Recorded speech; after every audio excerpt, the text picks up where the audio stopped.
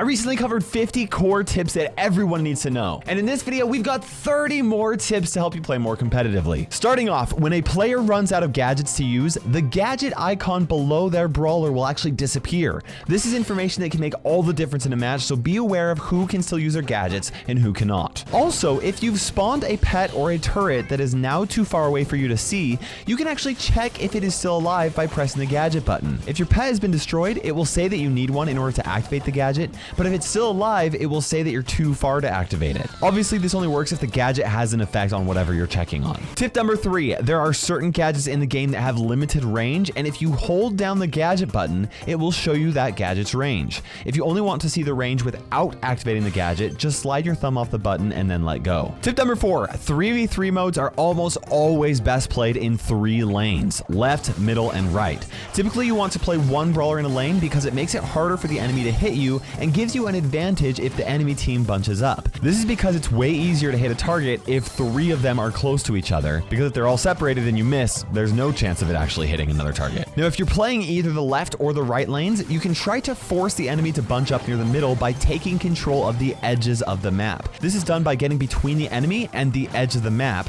obviously if you're playing on the left or the right lane. You'll have to be careful not to get backed up against the wall, but if you do a good job at avoiding enemy fire, you'll pressure the enemy toward the middle of the map, which forces them to bunch up. Along the same lines, you want to always look to pinch out enemy brawlers, especially in 3v3 modes. Pinching a brawler is a term for 2 teammates attacking an enemy from different angles, making it impossible for them to avoid getting hit. So even if you're fighting somebody else 1v1, pay attention to any other opportunities where you can fire off at a different enemy so you can then help your teammates win their 1v1s. Now, another tip is to actually purposefully, well, not purposefully miss your shots, but if you miss a shot, you can use that to pressure the enemy to move them where you want them to go. Sometimes players can be really hard to hit if they're good at avoiding your shots, so instead of trying to predict where they're going with every single shot, just keep aiming on the same side, and then that'll end up pushing them toward your teammates. Tip number 8 is to be prepared to switch lanes in the middle of a match, and if a brawler that counters yours is in your lane, it's a really good idea to switch with your teammate. Keep in mind that even if you're playing well in your lane, it might still be a good idea to switch depending on how your teammate is doing in their lane, because they might be struggling against a counter themselves. Now, other than Eve, brawlers obviously can't stand on water, but there are a few brawlers that can jump on top of water or like roll on top of water. And for those brawlers, you can actually add a little extra distance by aiming the end of the attacks toward the middle of the pond. This works great for brawlers like El Primo or Daryl, because if the attack lands close enough to the edge of the pond, the brawler will just be forced to land outside of the pond. It's not always practical, but it can be useful in some situations. Now, obviously, there are many brawlers in the game with regular attacks that only fire 1 or 2 projectiles. Brawlers like Belle, Jessie, or Nita. When you start facing off against really good players, it's incredibly helpful to have the attack damage values for these types of brawlers memorized. Whether you're using these brawlers yourself or if you're up against them, it's so important that you always know when you're in danger of being killed in 3 shots and when you're not, since most brawlers can deal all of their burst damage in just 3 ammo. Even if you don't want to memorize each one, pay attention to how much damage they do when they hit you early on in the match, so you can at least remember it throughout that match. Tip number 11, always check your bushes if you don't know where the enemies are. This tip may seem obvious to a lot of you, and I've said it before, but I am shocked at how many times players will walk into bushes because they're fairly certain that there aren't any enemies waiting in them, and then they get killed instantly. In my experience, bushes are only safe if you know where all 3 brawlers are. Skilled players are really good at dodging attacks even while hiding in bushes, and they can play some seriously good mind games. Up next are some game mode specific tips. In Knockout, once you defeat an enemy, it's better to heal and regroup rather than immediately charge the other enemies. A 3v2 is a huge advantage in any game mode, but in Knockout, it's especially useful. If you end up isolating yourself from your teammates, that advantage won't have its effect, and it'll be the same as if you're in a 1v1. Now, you don't want to be right next to your teammates, but you do want to be close enough that your enemies can't take you out without getting punished for it. Also in Knockout, don't be afraid to wait until the smoke rolls in to win the round. I see a lot of players get impatient even when the enemy team has the long range advantage. If the enemy team has an advantage in longer range, just take cover until the smoke forces players closer to each other, and even though this is boring, it's a lot better than losing because you weren't patient enough. Now in Hot Zone, playing good defense is the only way to make a comeback on maps with more than one zone. If the enemy team takes an early lead, it won't matter how much you control a zone if you can't keep them out of the other zone. So you should prioritize making sure that the enemies can't get into one of the zones that they have not captured yet until after your team takes a lead. On the flip side, if your team takes an early lead, it's a good idea to play aggressively toward the zones that you haven't captured until you know that you can fall back to other zones that may be closer to your spawn point. Now when you're playing on maps with only one zone, I often see players die and rush right back to the zone one after the other, only to get 3v1'd and die again. If your team is dying, it's way better for you to just wait for your teammates to respawn than it is to take turns getting obliterated, as long as you still have enough time to fully group together without them actually controlling the zone. Now in Heist, your goal is to stay alive near the enemy safe for as long as possible. Obviously you want to attack it as much as you can as well, and you do want to prioritize attacking the safe over enemy brawlers, but more important than attacking it is staying alive near the enemy safe, because it forces the enemy to go on the defense. And if they're on the defense, not only can they not attack your safe, but it gives your teammates time to join you on the offense. Also in Heist, avoid fighting low DPS brawlers that don't have their super if you can. So I'm talking about brawlers like Nita or Jessie. They're very popular choices in Heist, but if you don't let them charge their super on you, they're pretty much useless in comparison to a lot of other competitive options. In a lot of situations, brawlers like those can be ignored on your save as long as you don't feed them their super. Now in Brawl Ball, if you have the ball and you're going to take a shot while someone is defending, you'll score a lot more goals if you move in one direction and aim in the opposite direction toward the goal.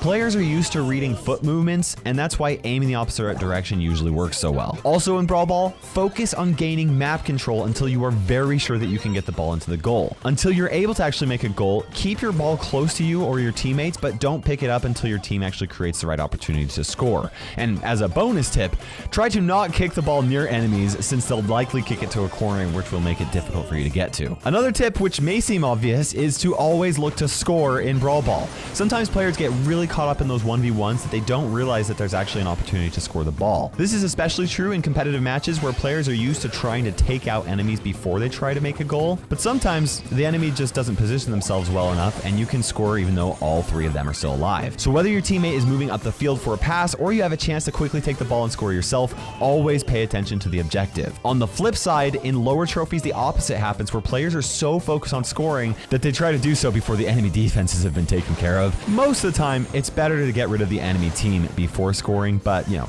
pay attention. Now for bounty, you want to delay your risky plays for as long as you possibly can. In other words, don't jump on enemies unless you know for sure that you will be able to kill them, or until the end of the match. Most competitive bounty matches are very close all the way to the end. If you start losing when the countdown starts, you'll probably have to get really aggressive and make a do or die play, but just remember that bounty matches can change either way in less than a second, so wait for your teammates if you can, and don't overextend yourself until you absolutely have to. A lot of those assassin type brawlers in bounty only work well when you're patient throughout the entire match. Tip 22, if it seems like your team is hopelessly spawn trapped, it's probably because you guys aren't working together. If you can manage to just take out one brawler on the enemy team, it will be way harder for them to keep you spawn trapped. So what you want to do is all three of your players on your team should focus on just one enemy brawler until they're either defeated or they have to fall back. Now for gem grab, once your team has obtained 10 gems, try to maintain control of the map for as long as you can.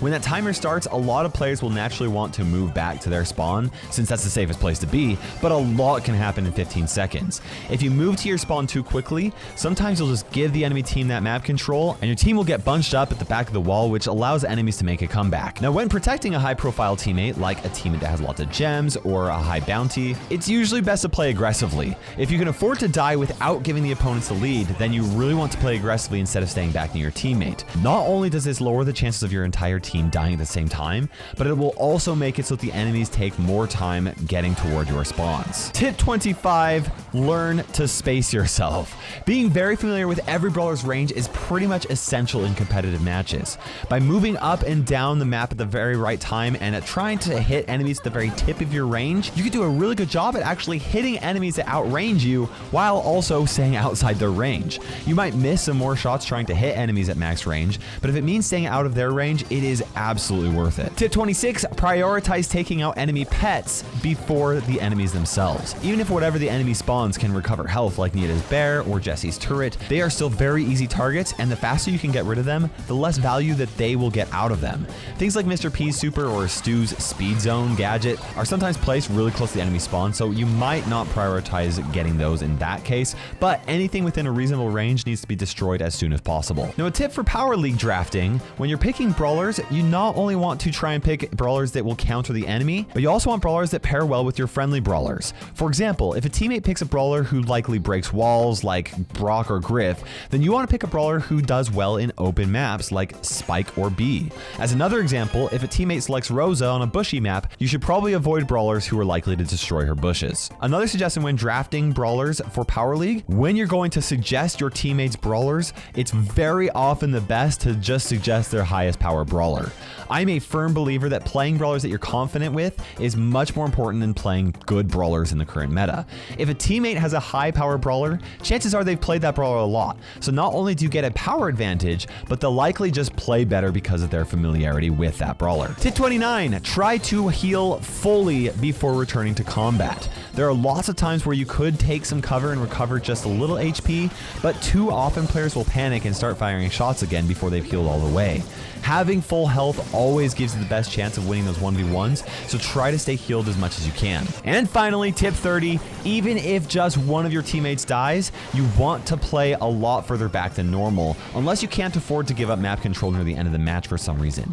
In any game mode, 2v3s are a big disadvantage, and situations that seem non-threatening can quickly go wrong if you're missing a teammate. And that is 30 tips to help you get better in those tough competitive matches. I'm sure there are a ton of tips that I could have mentioned that I did not, so if you have some, leave them in the comment section below and like your favorite tips so that others will see it. And as for specific tips for playing each brawler, check out this video right here, and don't forget to subscribe for more content. I'd also really appreciate you using code Kairos in the Brawl Stars shop, and for now, this is KairosTime ticking by. We will see you in Brawl Stars.